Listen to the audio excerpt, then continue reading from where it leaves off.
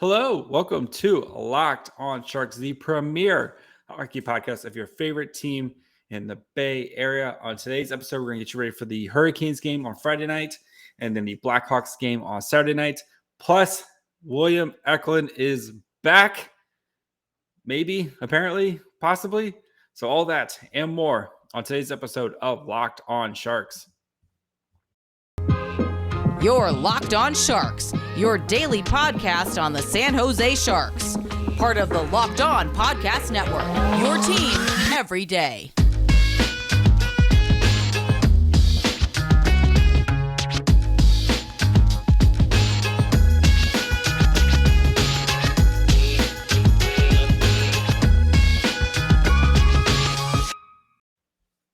I'm your host, JD Young, contributor at Fear the Fin and San Jose Hockey Now. I want to thank you for making Locked on Sharks your first listen. We're free and available wherever you get podcasts, and make sure you guys are subscribing on YouTube as well. Especially after the Hurricanes game, we're going to do a postcast, all vibes, no analysis, talk about the Sharks game, talk about Brent Burns' return, how weird it's going to be. So make sure you're subscribed for YouTube on that. We'll get you covered Friday night, because I'm sure you have nothing better to do with your Friday night than to hang out with me after a Sharks game. And before we get into today's episode, do want to let you guys know today's episode is brought to you guys by BetOnline. They've got you covered this season with more props, odds, and lines than ever before.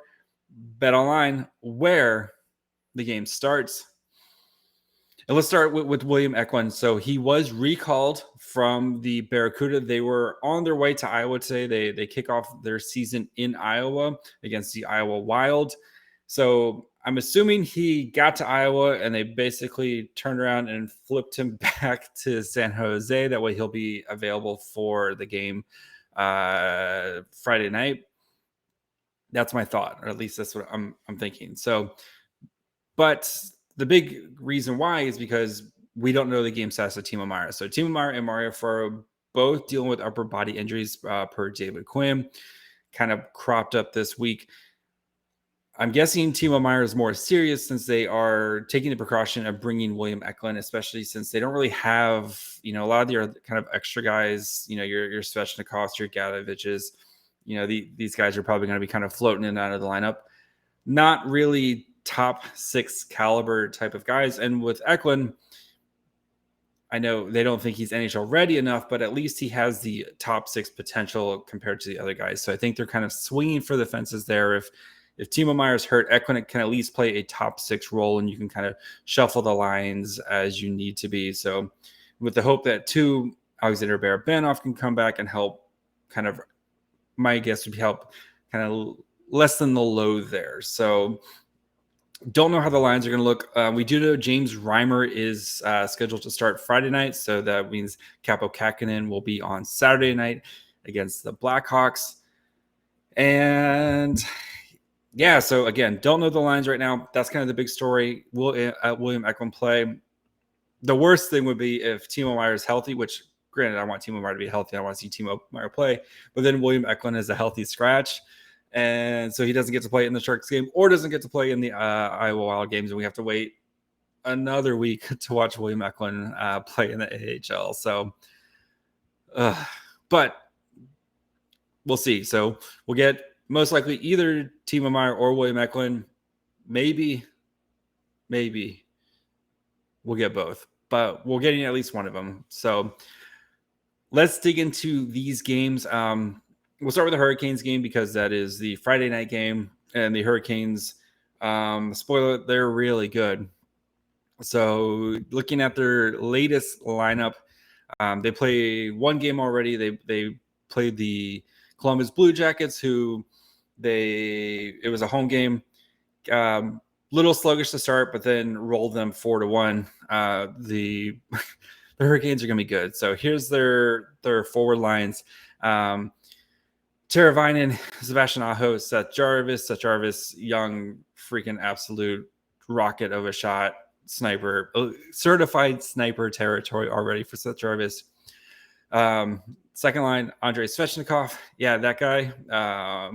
Jesper Katkaniemi, Martin Nikas, Paul Stastny, Jordan Stahl, Jesper Faust, and then Jordan Martin Nuke, Derek Stepan, and Andre Kasi. Defensive pairs, Jacob Slavin, who's really, really good. Brent Burns, some guy that we've heard of apparently. Sketchy, Peach, Calvin Hahn, and Jalen Chatfield. And then in goal, Frederick Anderson and Antti Ranta. Both very solid, but this is a whole team effort as well. We'll kind of dig into some of the names with them. Their other big acquisition this offseason, Max Pacioretty, tore his Achilles, so he's kind of going to be they're calling their deadline trade acquisition, so he's not expected to be back until kind of the spring. But this team is good. They're deep. They can score on all their lines can score. Their defense is good. And looking at last year's numbers, it's kind of insane just how good the Carolina Hurricanes are, especially compared to the Sharks. So quickly, just this team last year, ninth best in the league in goals per game. They had 3.38 goals per game. Sharks were like 30th in the league at 2.57. They were also the best in the league at limiting goals at 2.44. Sharks were 21st at 3.18 goals per game. And the power play might be their weak spot, I guess. They had a 22% power play rate last year, which was like 13th or so. But they added Brent Burns, and we know Brent Burns can be a monster on the power play, especially with this team. So, but their penalty kill, the best in the league last year, 88%. But then if you look at how this team is built, they're going to get shot attempts, and they're very good at limiting your shots. Last year, Carolina posted the fourth most shot attempts at 5-on-5 with 50.2 shot attempts per 60 minutes. So per game, basically. The Sharks, on the other hand, 42 shot attempts. But then Carolina, the best in the league at limiting opponent shots at 39.1 shots per game, while the Sharks gave up the most attempts per game. So these aren't shot on goal, these are shot attempts, but still. The Hurricanes, they dominate the pace of play. They limit you in shots. And even if they do make a mistake and take a penalty, they have the best penalty kill in the league. So it's tough to try to find an advantage for the Sharks in this game.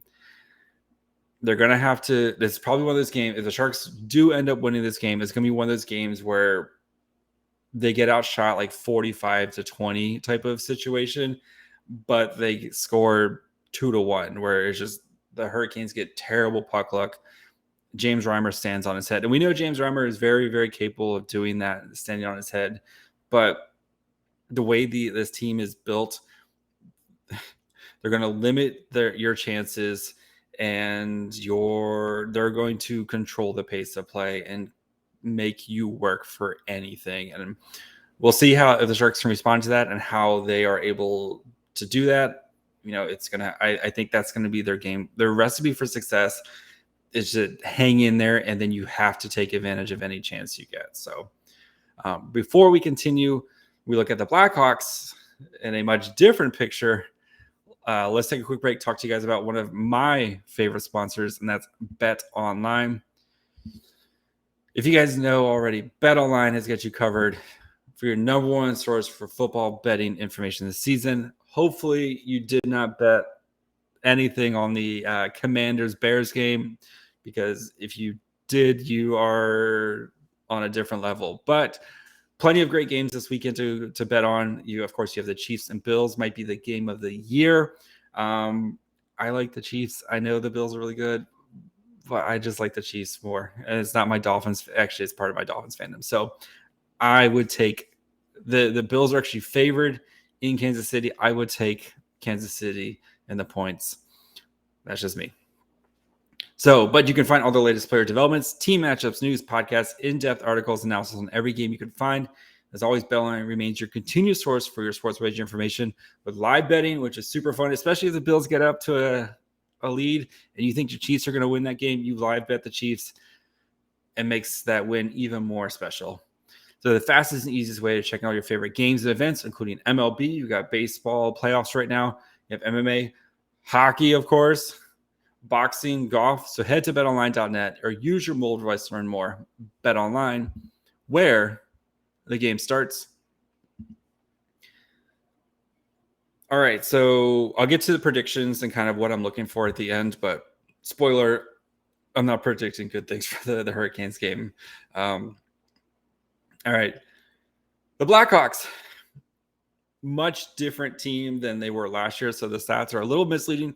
Spoiler, they were really bad last year, and they have gone all in the tank for Connor Bedard's sweepstakes. The Coyotes are the Sharks' biggest competition in that bottom rung there. I think those two are in their own tier. So you have Coyotes, Blackhawks, however you want to decide. Their goaltender, we'll go through the lines, and some of these guys I have never, ever heard of. Anyway. So Blackhawks, I think Blackhawks and Coyotes in their own tier for the tank. And then you're going to have like the Flyers, the Canadians, the Sharks, kind of those type of teams and that next spot right there. So let's go through the lines for the Blackhawks. So Andres Othacino. Okay. Max Domi, Patrick Kane, Tyler Johnson, Jonathan Toews, Taylor Raddysh, Philip Kershev, Sam Lafreniere, Mackenzie Entwistle.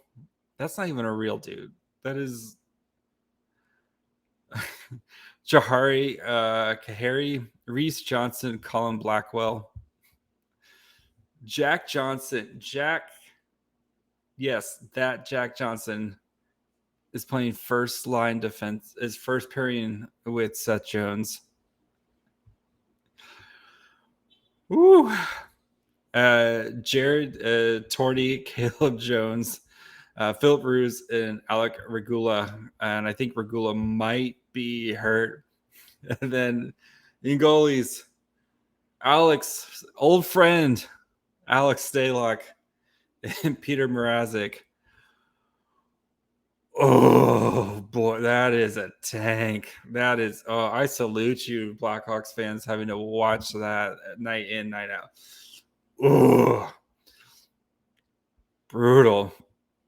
Okay, so we'll look at some of their stats. And remember, this team is way worse than the Blackhawks team that we saw last year. But the Blackhawks are ranked 20. The Blackhawks ranked 29th in shots for per game last year, below the Sharks. In shots allowed, they were sixth worst in the league there. So they give up a lot of shots and they'll take a lot, just like the Sharks. Their Corsi for percentage last year, right around the Sharks at 45.91. The Sharks were at 45.62. So two very bad teams. Also struggled to score, especially at 5-on-5. They were the worst team in the league at 5-on-5 at 143 goals last year. The Sharks 144. Ooh, baby, this one's going to be great. I cannot wait for this game now, the more I dig into this. High danger chances for at least like getting worst in the league last year, 593 high danger chances. Put that in perspective. The Sharks, pretty good at creating high danger chances, 784. Last year, the Florida Panthers were the best in the league at 946. High danger chances allowed. They're kind of middle of the pack there. So, woof. Woof. Last year, also looking at their power play and penalty kill, their power play last year was pretty bad as well. They were 21st. The Sharks was 22nd. So, pretty close there. And then their penalty kill was 24th at 76% last year compared to the Sharks' 88%. The Blackhawks are bad. Now, this is a game where the Sharks should be expected to win. So I know it's the second night of a back-to-back, but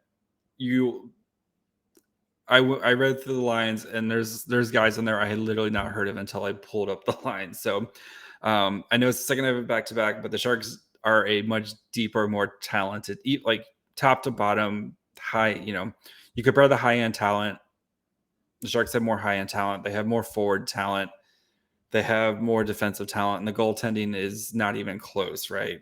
I don't know if it's going to be Stalock or it doesn't matter. This is a game the Sharks should win, and I fully expect them to win.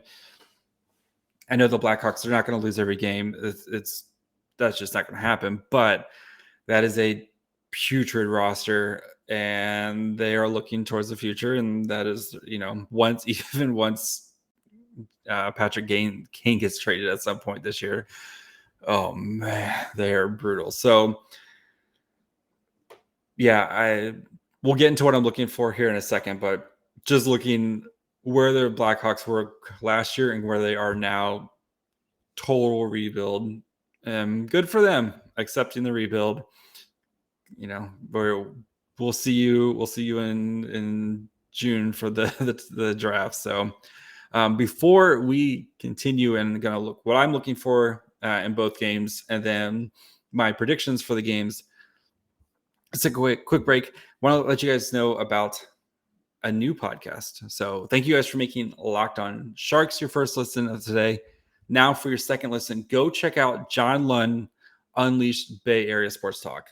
Longtime Bay Area sports personality John Lund of Papa and Lund on KNBR 680 takes on all Bay Area sports, so you never miss a thing. They got the biggest local sports stories to post-game breakdowns, in-depth analysis, and big-name guests. It's the Bay Area Sports Podcast you can't miss. I mean, if you're a Sharks fan, you're most likely a Warriors fan or Giants fan or an A's fan. Like you got a Bay Area Unite, baby. So search John Lund Unleashed on the Odyssey app, YouTube, or wherever you get podcasts. All right, so big things I'm looking for this weekend. One is, can we see a little bit more of the power play now that you've had kind of a week of practice, especially after the Nashville? That's going to have to be your weapon, your kind of equalizer. And I know the Hurricanes, their penalty kill is really good. So there's going to be a big test for the Sharks here. Can they get this power play on track? And we saw, they were really close to being, 2 of 7 against the Predators. And the Predators power, their penalty kill is okay.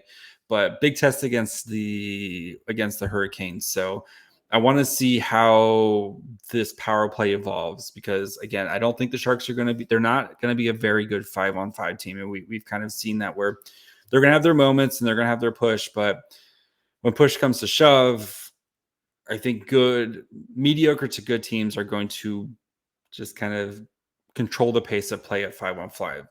So we saw with Quinn, if you go back and look at his Rangers tenure, his power play was kind of the equalizer, where they might lose the 5-on-5 battle, but they're taking advantage of the power play. And I want to see how the Sharks power play evolves. And I know they don't really have a lot of high-end talent, especially after Timo Meier, Tomas Hertl, and Erik Karlsson. Still counting Erik Karlsson as high-end talent while he's here and healthy.